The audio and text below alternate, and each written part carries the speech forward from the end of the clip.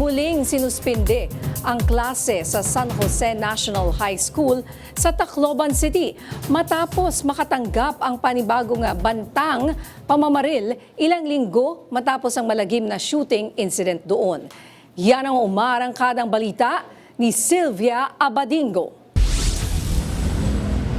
Suspendido ngayong araw ng Martes ang klase sa San Jose National High School sa Tacloban City matapos kumalat sa social media ang isang mensaheng nagbabanta ng panibagong pamamaril sa loob ng paaralan. Nagdulot ng pangamba sa mga estudyante, magulang at mga guro ang nag-viral na screenshot ng isang online na pag-uusap. Sa mensahe, ipinahayag ng nagsulat na siya ay kaibigan umano ng isa sa mga suspect sa madugong insidente ng pamamaril na naganap sa parehong eskwelahan noong Hunyo 22.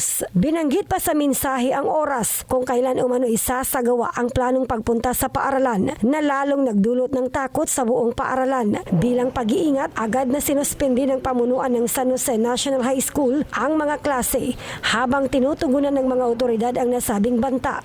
We are taking that seriously is to suspend our face-to-face classes and shift to alternative delivery modality. Hindi natin pwedeng isakripisyo yung safety ng mga bata, especially that they have experienced that trauma. Kaya we have to secure them and we decided to cancel first or to suspend the face-to-face classes. Kaugnay nito, agad ding nakipag-ugnayan ng Tacloban City Police Office o TCPO sa pamunuan ng paaralan, mga guro at mga estudyanteng nakatanggap ng nasabing mensahe upang makalap ang mahalagang impormasyon para sa investigasyon.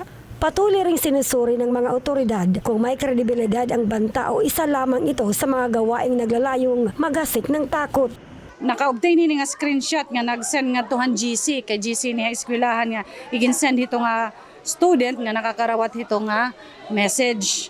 Katapos nag-coordinate liwatan naton Police Station 1 ha Regional Anti-Cybercrime Unit para matrace liwat kung dinti ka nga account, kung hinong tag-iyahin nga account, naginti ka nga hinihinga message, kumbaga ang source. Samantala, bilang karagdagang hakbang sa seguridad, nagdagdag ang Tacloban City Police Office ng mga pulis na magbabantay sa San Jose National High School. Nananawagan naman ang mga otoridad sa publiko na manatiling kalmado at agad na ipaalam sa kapulisan ang anumang kahinahinalang aktibidad o mensahe habang wala pa ring opisyal na kumpirmasyon kung tunay na may banta sa seguridad. Tiniyak ng Tacloban City Police Office na magpapatuloy ang masusing investigasyon at pagpapatupad ng mahigpit na seguridad upang matyak ang kaligtasan ng lahat bago muling ibalik ang normal na pagpasok sa San Jose National High School.